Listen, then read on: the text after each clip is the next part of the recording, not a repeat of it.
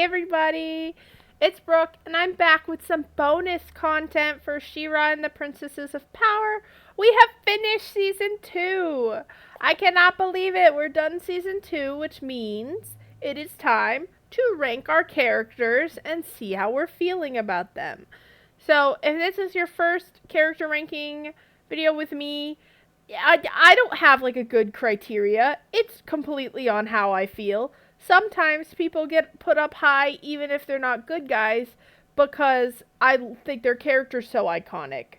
Versus, like, there could be people who I feel were a lot meaner in this season than maybe they were in other seasons.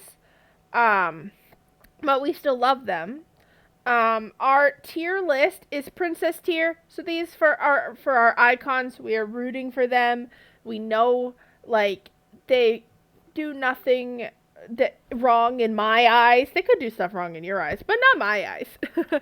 um, and those are for our people who are like they're basically my favorites. Okay, they're my favorites. I really enjoyed their storylines for the season, or they just did stuff I really liked.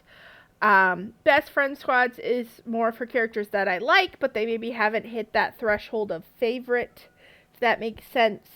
Um, we still like them, but they aren't like icon status yet.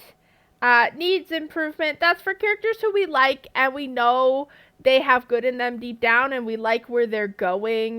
They've made progress, but they're not there yet to hit the other levels. We don't like you is more like you're not my favorite, or I'm kind of neutral on you. I'm just not like that super interested in your story or your vibe. And then banishment is for people who there is no saving. We hate these people. They're never moving up on the list. There's nothing they could do to become better people. And yeah, that's kind of the vibe of season 2's tier list. There's only a couple new characters. The cast hasn't grown super big. I think there might only be like 3 people I added to this list. But some of my opinions on some of these people have changed a little bit. So you never know. Let us start. We got one of our 2 side princesses. They were super helpful in the Battle of Bright Moon, but we haven't like seen them much this season. I don't think they're in needs improvement because I do like them, but like, they weren't really in the season, so I think she'll go in best friend squad, and I'll put her girlfriend right next to her. I think they're both best friend squad. We do like them, and I don't think like their characters need more improvement in their personalities or anything. It's just that I wish we saw them more, but I think that's more of a needs improvement for the show than the character. Next we have my girl Adora, who is up here because she had she learned a lot about herself, I feel like, this season, and she really grew into She-Ra a little more, and we're seeing her doubt herself less and kind of learn that it doesn't all have to be on her shoulders and to work as a team member. And I've really liked Adora's growth this season, and I'm excited to see her grow even more. She still needs a new outfit, and I stand by that. Hopefully we can get her some new clothes in season 3. And I think her story is still very compelling. I think figuring out, like, she has so much stress over not wanting to end up like Mara, but we don't really know what happened to Mara, so I think that will probably be a focus on season 3, which I'm excited to see. And I'm really excited to see where Adora goes. Right now I still love her, so that is where she belongs. Our boy Bo is still up here on princess tier because we love him. The last episode was very Bo heavy, and Bo has just been a real standout this season from the very beginning, where we see him like using the recorder to do his work because that's the smartest person he ever knew. He thought Entrapta was dead, and he was kind of honoring her that way. To him figuring out she's alive. We have him in this moment where Glimmer is going to lose herself to violence against Catra because she's just so angry. He's steadfast. He stands by her. He's always there to help his friends. A lot of the information we've gotten this season doesn't come out without Bo's tech. And then, yeah, that finale was really focused on him and being honest with his parents about who he wants to be, and it was like a very sweet moment. And Bo had a really good season. Like, all the plot points around him, like, he came out really well in them. We saw him grow to trust his parents, and I think Bo had a great season as well. Bo's dads, I don't think they're princess tier, but I don't think they need much improvement. We saw they're working on the things that Bo didn't feel he could trust them about, and they're being better, so I do think they're best friend squad. They're a duo, so I also put them together because I doubt we'll see them separate. Like, we're probably always gonna see them together. I really liked them. They were very sweet. You could see Bo a little bit in each of them, especially the dad who cried a lot. I was like, he's so much like Bo. Um, and yeah, it was really nice, even though they only had a 1 episode arc, to see them, like, they were like, they realized that they were putting a lot of pressure on him after he was honest with them, and they took it well. It wasn't like a negative thing. All right, we're on a controversial one.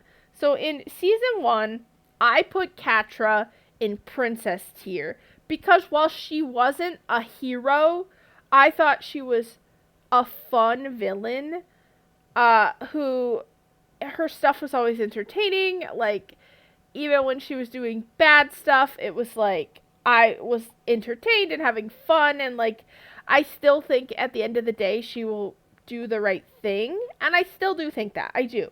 But in this season, she is so much meaner.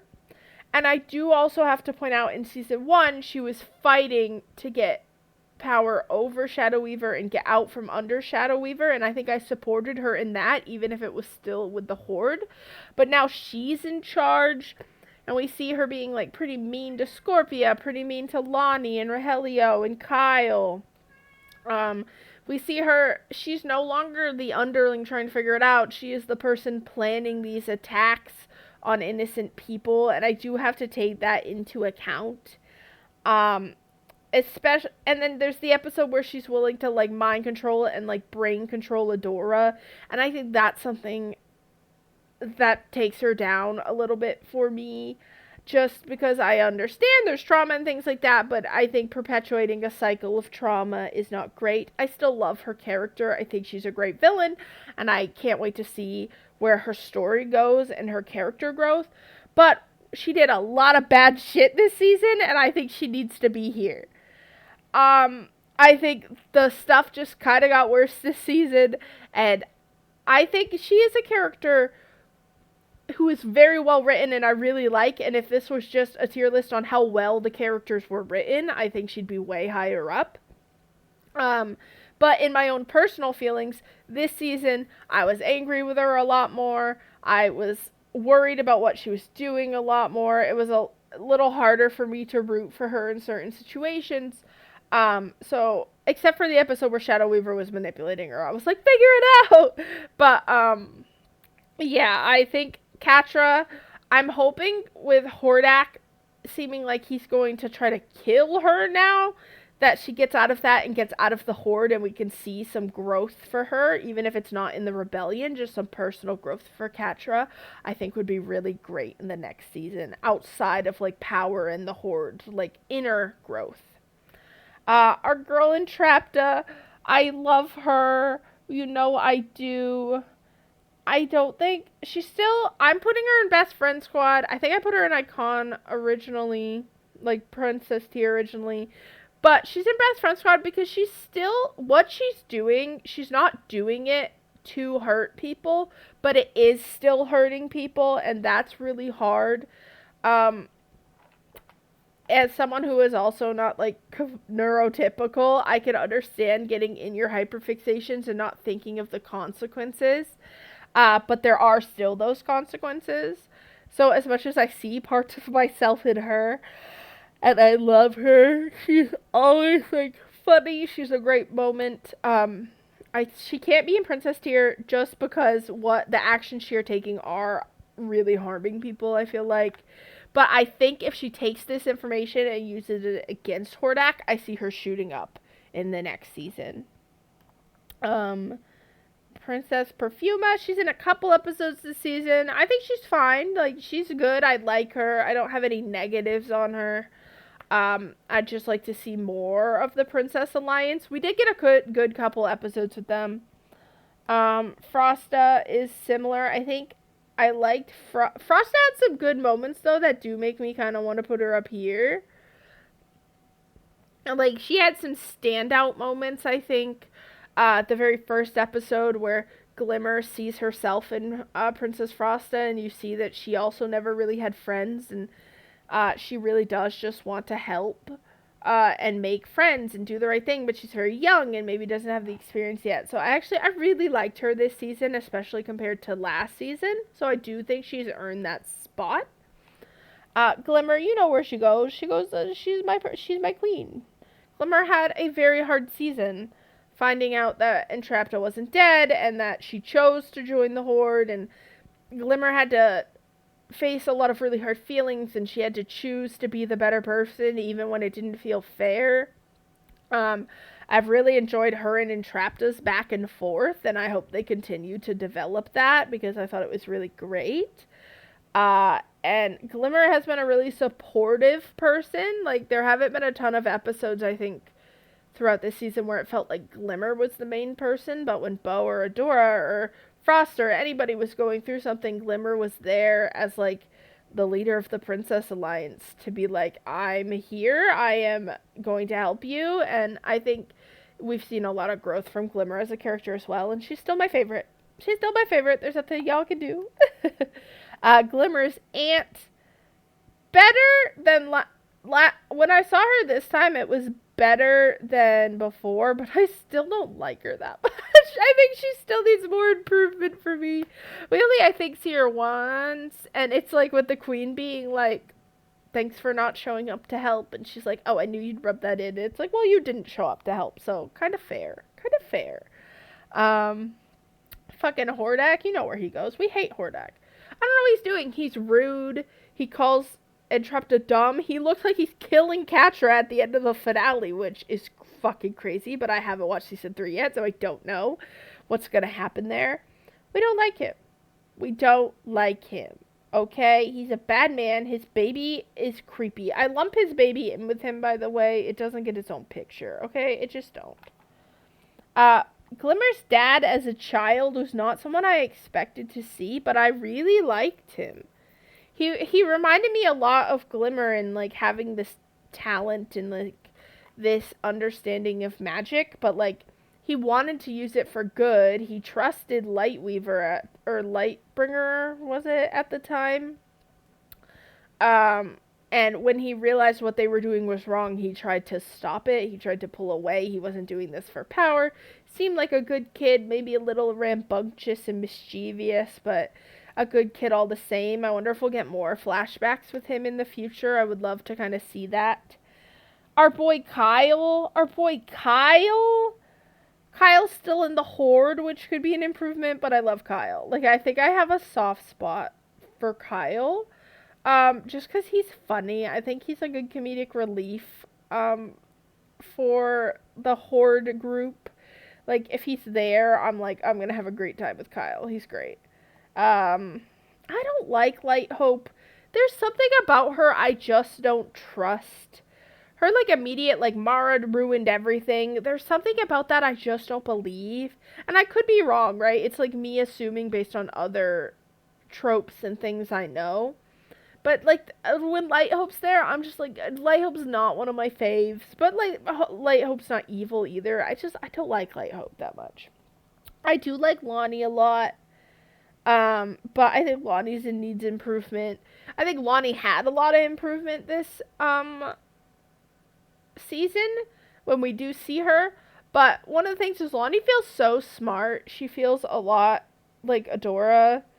I think I need to see why Lonnie is with the Horde. Like, was she just another orphan raised in the Horde? Like, I need to see, like, Lonnie, and I think also Rogelio right next to her. I need to see them learn about what the Horde actually is and see which side they pick.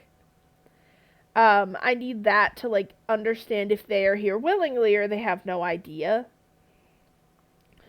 I think I need that to, like, really make like define their characters. Because to me right now, they're just kind of like, they're fun, but like I don't love them as much as Kyle, who makes me laugh. Like, yeah, I think Madame Raz was not in this season, but I had her on here from last season. But I do like Madame Raz when we do see her, so she's best friend squad. Mermista is a queen, and she belongs in princess tier. Her only negative this season was her and Seahawk's relationship's a little on the rocks, but I don't really hold her to that. Every time we did see her, she was great. The D&D episode, I felt like she was like a star with like the Sea-Ra, and like, I always have fun. Her line delivery is always great. I think her powers are super fucking useful. And when we do see her, I never have a complaint, so she has to be up there. She's one of my faves. We didn't see much of our queen this season. But I do love her. Like, she might be princess tier for me now because her and Glimmer have, like, worked out, like, the parts where they're too similar and they fight and things like that. But at the same time, I feel like I need more of her to be up there. But she has been very supportive. My gut says to put her here for now. I need to see, there wasn't as much of her this season. I need to see her, like, kicking some ass or, like, just, like, more ruling and stuff like that to move her up a tier. Someone who deserves princess tier, even if they're on the bad guy side, Scorpia. Scorpia deserves princess tier, okay? Scorpia was a legend this season. She was so good. Not only was she a star in, like, every episode she was in, I love her personality. I love that she stands by her friends, even sometimes when they're mean to her. She's so loyal to Catra. It's lovely to see. I think she is someone who could help Catra grow as a person, and Catra could also, I think, help Scorpia grow to maybe not let people walk over her as much.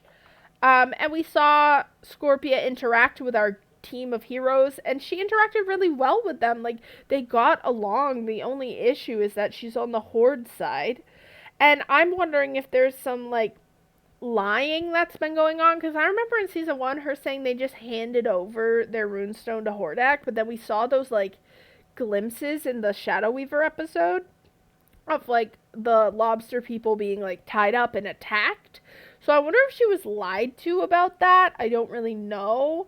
But I would kill for Scorpia to switch sides and be a good guy. She had an amazing season. She really grew on me this season, and she's one of my faves. Seahawk, my man, was in, I think, only one episode this season. He was good in it. I'll put him up here. He's still not one of my faves, but he did a good job in the episode he was in.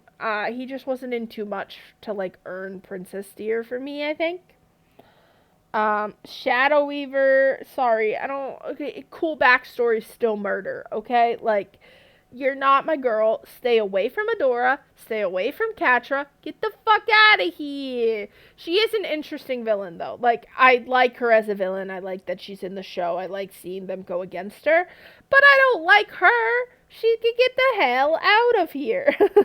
She's so mean, and I don't want her coming back and trying to give information and, like, be, like, ride Adora's fucking ass and, like, try to manipulate her now that she can't manipulate Catra and the Horde. I do think this Shadow Weaver will need to be defeated in this show, and I think it's going to take both Catra and Adora. That is a prediction I have. So I do hope they can come together to do that at some point. But yeah, Shadow Weaver, you're not supposed to like her. And I don't. They did a great job. Finally, our boy Swiftwind. Sometimes he can be a little annoying, but I think he's still an icon at the same time. And I do think in season 1, people did say people either love or hate him. I don't know if I love him, but I know I don't hate him, so I actually do think he goes here. For me, I think he was only in, like, 2 or 3 episodes this season. I mean, out of 7, I guess that's, like, almost half. But we didn't really see him in the latter half of the season. But I do like him. He's not one of my faves, but I do like him, so I do think that's where he goes. So that is my She-Ra and the Princesses of Power Season 2 character tier list. Let me know what you guys think. Were you surprised that anyone moved up, moved down? Is there anywhere you would have put in a different spot? This is on the Tier Maker site. If you go and look up She-Ra and the Princesses of Power, you can find it and do it yourself and share it with me in my Discord. Like, share your tier list for season 2. I'd love to see it. There's a She-Ra YouTube channel, so you could share them there. It would be so fun. And I really hope you guys enjoyed this. I can't believe we're starting season 3. I will see you Thursday for the first episode of season 3, unless you're on Patreon already, and we've already started over there. We'll be on episode 3 when YouTube is on episode 1 of season 3. So if you want to get ahead with us, come on over to Patreon and check out my reactions to season 3 early. Alright, I'll see you guys next time.